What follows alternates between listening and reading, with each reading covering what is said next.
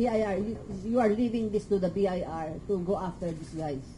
Well, clearly, the BIR has to get to the bottom of this, but the BIR said, kung walang pangalan ng mga donor, wala silang magagawa.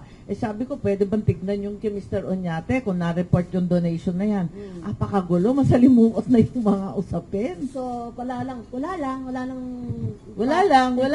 At saka si Attorney Abad, sabi namin, isa kang profesor, nagtuturo ka ng mga batang abogado. Talagang may code of ethics, may professional conduct.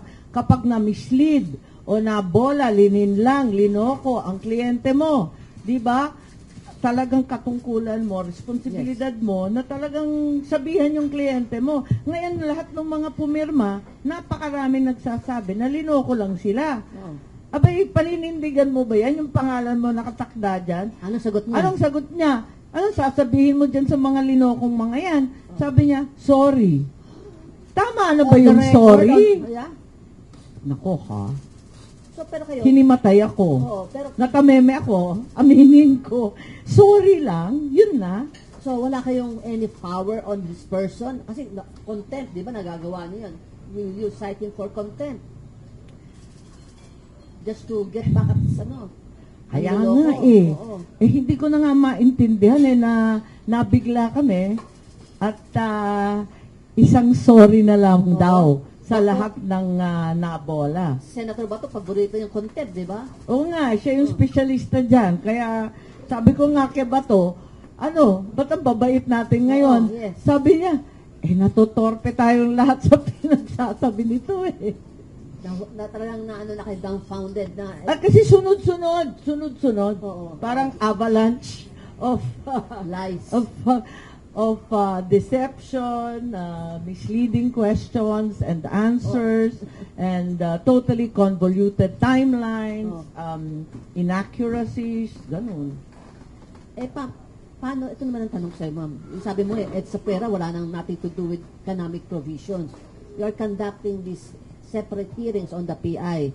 And there's a separate public hearings now on Chacha being conducted by the subcommittee of Senator Sani Angara. Does it close your mind now on the Chacha through the RH resolution number 6? No, on the contrary, we're working in parallel lines, no?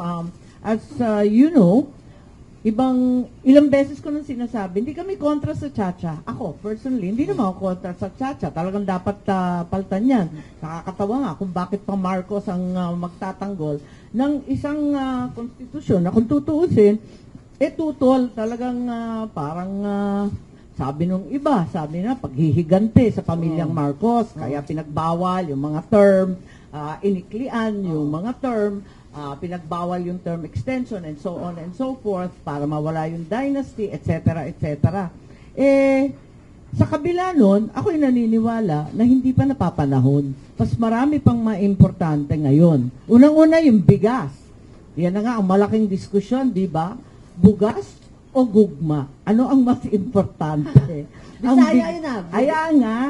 Kaya nga, di ba? Nakita natin si BP Sara, bigas or pagmamahal. O say mo, bigas o pag-ibig. At ang dumadagundong na sagot, bigas. Yes. Pero, ang mas mahalaga sa ating survey, ayaw na ng rosas, ayaw na ng tsokolate, ayaw na ng love letter. Ang gusto, datong. Ayan, utos ng pangangailangan. Aray ko po, nawala ang pagkaromantiko ng Pilipino. Ano ba yan?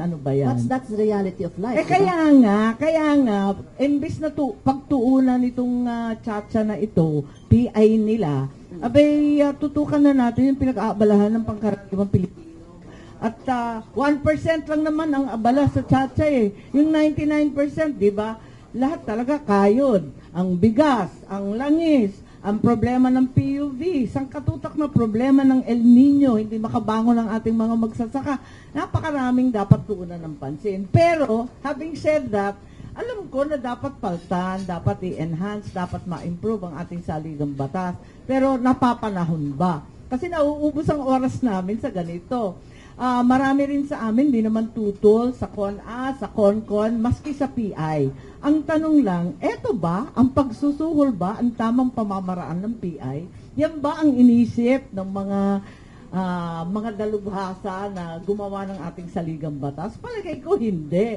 Nagsalita na si Justice Davide, si Chief Justice sina Ascuna, sina Carpio, ang dami-dami nila, at si Christian Monsod, lahat ng sumulat ng ating konstitusyon, ang sabi, yung PI, hindi naman yun ang iniisip. Ang iniisip nila, yung talagang nanggagaling sa tao, yung mandato at mga issue na nagmula sa mamamayan. Hindi yung ganito.